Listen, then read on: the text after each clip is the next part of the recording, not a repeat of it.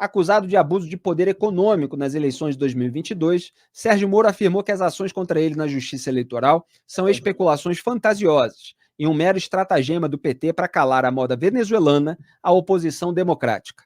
O senador do União Brasil deu a declaração em entrevista ao Estadão. O ex-juiz da Lava Jato é acusado de ter feito gastos eleitorais acima dos limites permitidos por lei. O processo ainda está em fase de produção de provas, mas como já mostramos aqui no Papo Antagonista, petistas já dão como certo, né? Já estão de olho na vaga do Moro. Antes, a ação contra o senador no TRE paranaense estava com o desembargador Mário Elton Jorge, visto como mais simpático ao ex-juiz. Em geral,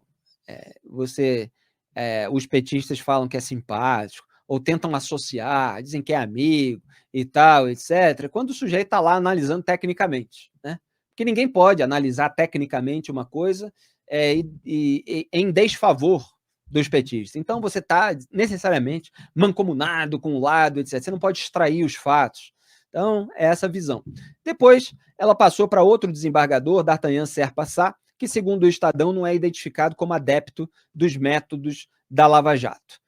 Inclusive, o Lula colocou eu preciso resgatar isso aqui, porque eu já escrevi a respeito, vou resgatar o nome do sujeito que fez um périplo lá pelos gabinetes em Brasília, dizendo que poderia abrir um voto de divergência em relação ao relator, caso fosse necessário nesse julgamento para cassar o mandato do Sérgio Moro, e com isso ele ganhou cacife ali para integrar o tribunal. Então, Wilson Lima, depois da cassação do mandato de Deltan Dallagnol, a gente vê aí a tentativa do sistema de estender isso para o Sérgio Moro sob alegações, mais uma vez, frágeis. O sistema reage, meu amigo, né? O sistema reage, o sistema é bruto, parafraseando aquele personagem do Tropa de Elite, né? Gente, o que a gente vê no país hoje é basicamente a repetição do que aconteceu na Itália.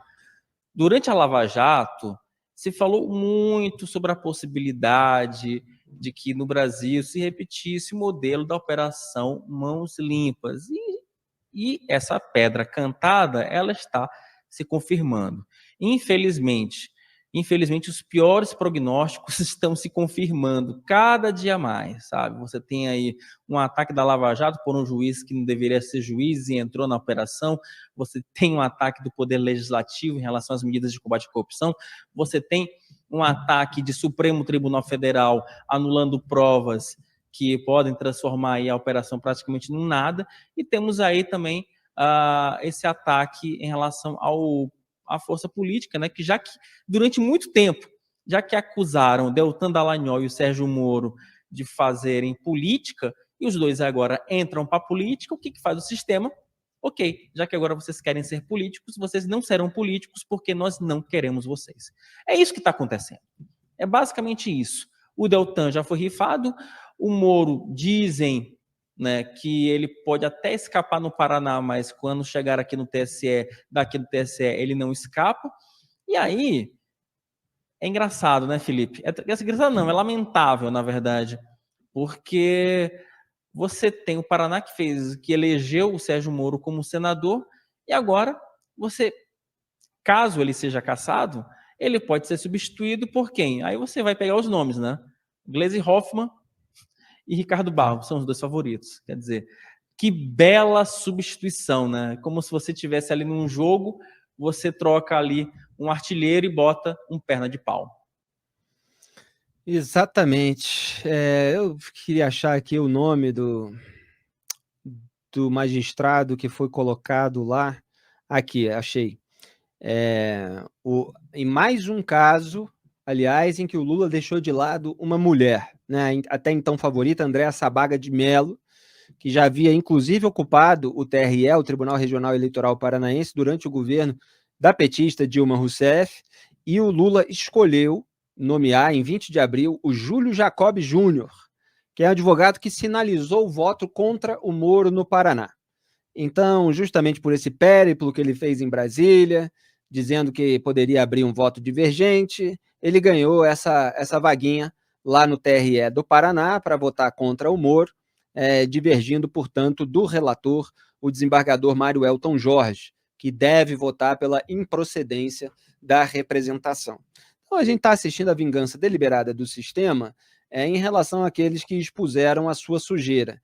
O que é curioso de falar disso hoje, eu estou trazendo aqui para mim a matéria do Estadão, é que está lá hoje no jornal a seguinte reportagem, que o atual presidente da Apex Brasil, o ex-senador Jorge Viana, do PT do Acre, comprou um apartamento de luxo em fevereiro do ano passado, mas não o declarou à Justiça Eleitoral.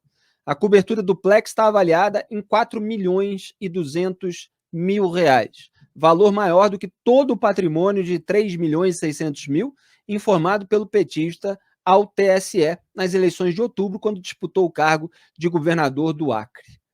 Então, quer dizer, o Jorge Viana, ele não declarou uma mansão de R$ 4.200.000. Vale a pena entrar na matéria do Estadão para ver a arte da cobertura.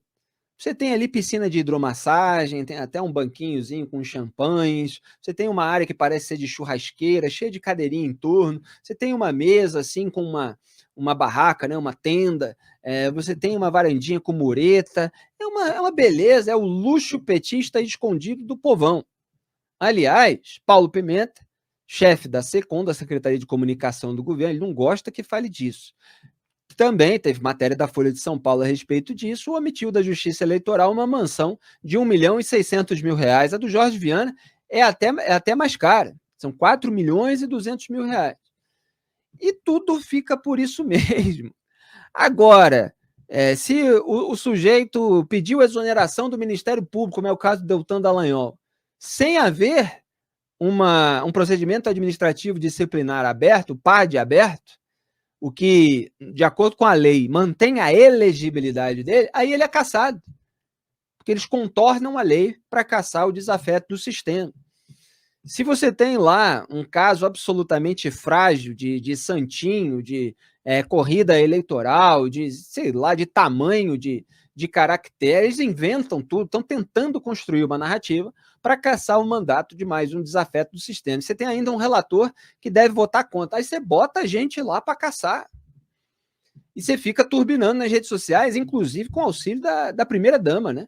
Que chamou a Gleisi Hoffmann, que perdeu essa eleição para o Sérgio Moro lá no Paraná, de futura senadora. Todo mundo que não consegue se eleger, como é o caso do Jorge Viana, consegue uma boquinha no governo, né?